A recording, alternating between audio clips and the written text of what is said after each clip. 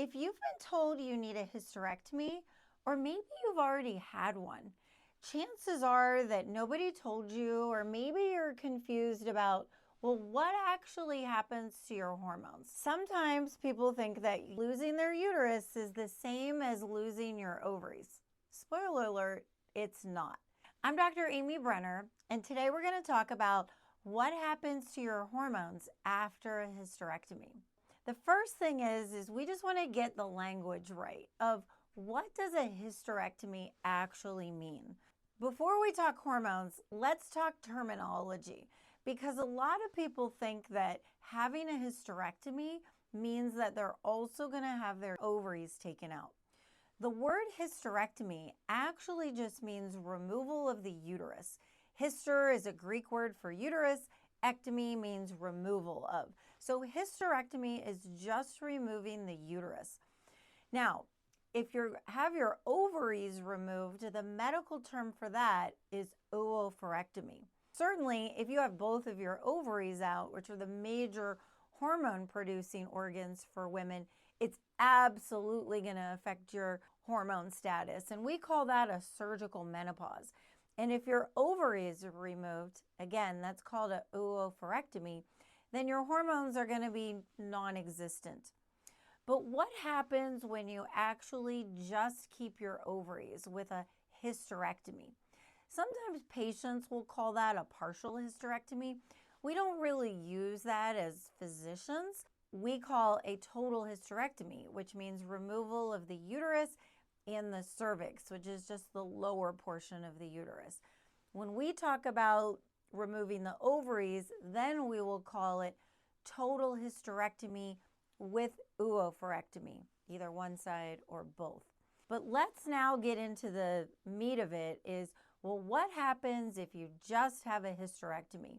And that means removing your uterus only. It's really controversial in the medical world or in the gynecology world of, does removing the ovaries affect your hormone status? And there's actually kind of two differing opinions and two differing groups of medical information. The first group of information came from a 2023 meta-analysis. It was done by Huang and others in the Journal of Ovarian Research, and there were 14 studies that looked at about 1,400 premenopausal women. And what they found is that women who underwent a hysterectomy, again, just the removal of the uterus, found that hormones were significantly affected.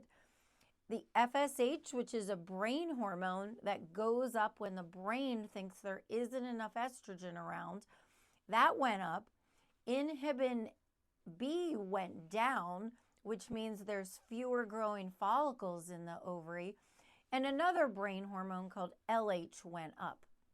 So all of those markers showed that ovarian function was declining.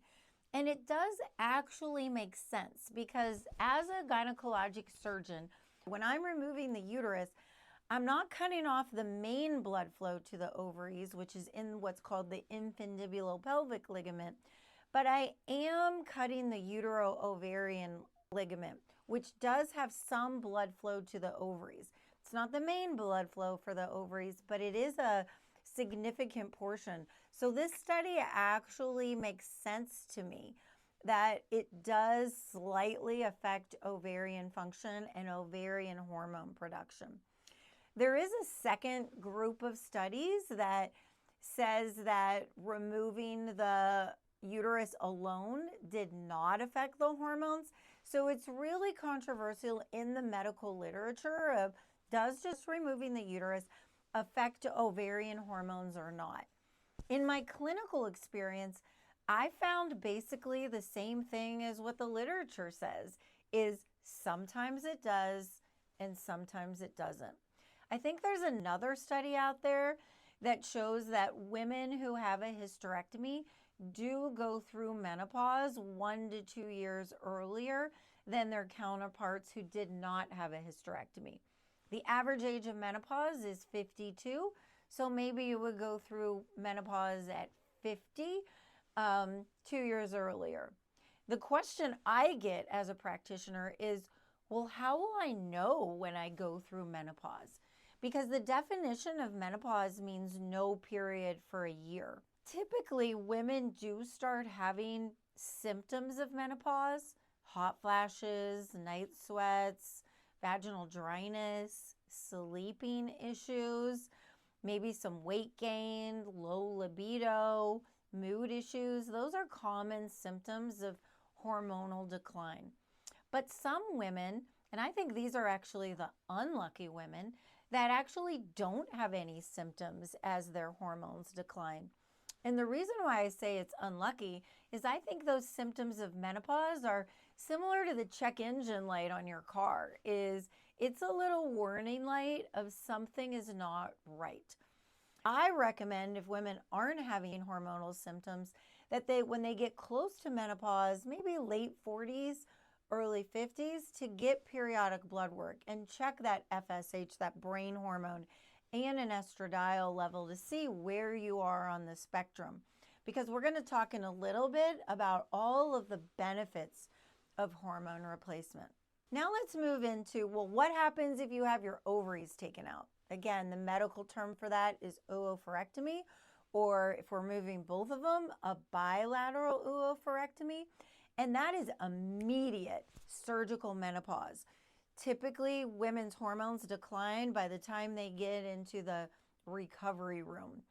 And when you were younger and your ovaries are fully functioning, those ovaries make estrogen, progesterone, and testosterone. And when the ovaries are instantly removed, all three of those hormones immediately and drastically decline.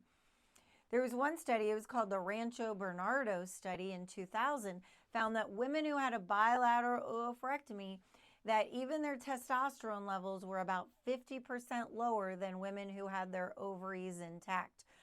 As traditional gynecologists, most gynecologists are only replacing estrogen. In our practice, we talk about the pros and cons of just replacing estrogen or also replacing estrogen, testosterone, and progesterone.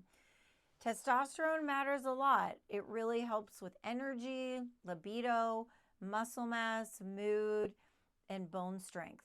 So why does this even matter? What are the risks of hormonal decline? And so there is so much information about the risks of hormonal decline. And most of that data comes from women who had their ovaries removed. In 2024, there was a big review that was published in the American Journal of Obstetrics and Gynecology by Hassan et al.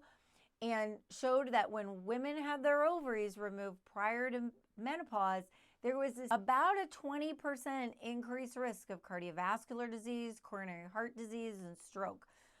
Also, hormones really help our metabolism. And when ovaries are removed, and estrogen, testosterone, and progesterone are instantly eliminated from the body, your cholesterol goes up. There's about a 15% increased risk in diabetes, 10 to 15% increased risk in high blood pressure. These hormones are also significantly important to our neurological system and our brain. And in women who had their ovaries removed prior to menopause compared to their cohorts, there was a 70% higher risk of dementia.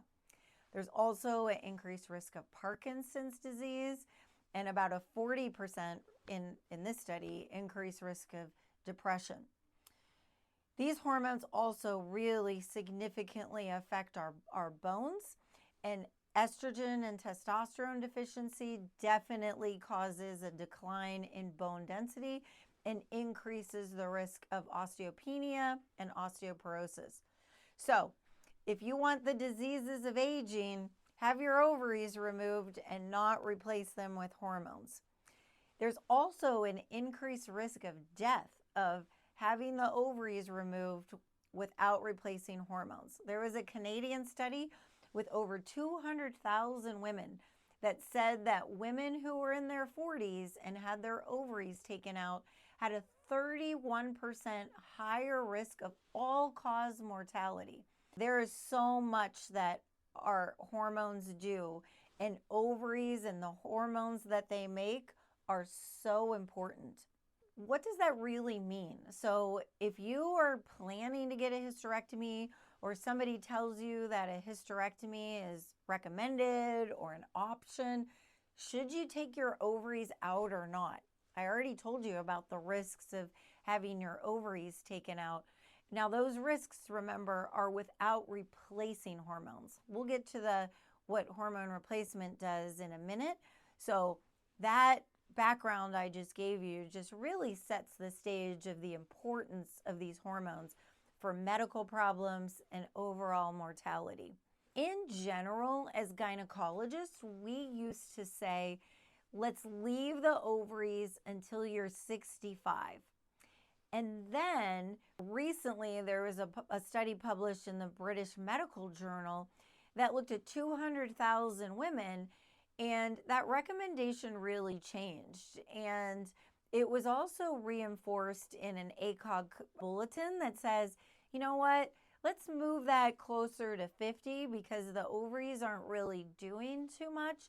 So now the recommendation is to strongly consider removing your ovaries at age 50 rather than 65. Now, 5 minutes ago, you heard me talk about all the risks associated with having your ovaries removed. So why would you consider doing that? The main risk is that it reduces the risk of ovarian cancer, or getting ovarian cysts, or even benign tumors develop on the ovaries. So those are the benefits to consider removing them. So now the recommendation is we always remove fallopian tubes now at the time of hysterectomy, but consider removing the ovaries if you're having a hysterectomy around age 50. Now let's talk about what happens if you remove your ovaries and replace hormones.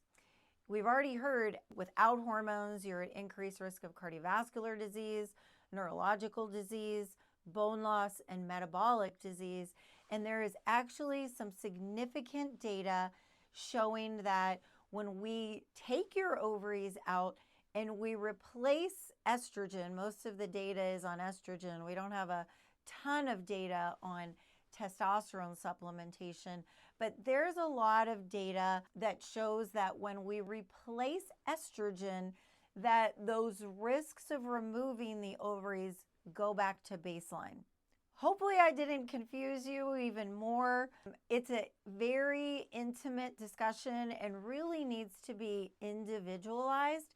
I think the take-home message that I just want to reiterate is that having a hysterectomy may or may not affect your ovarian hormone production, but removing the ovaries is a separate discussion that you and your physician really need to discuss about the pros and cons of removing your ovaries.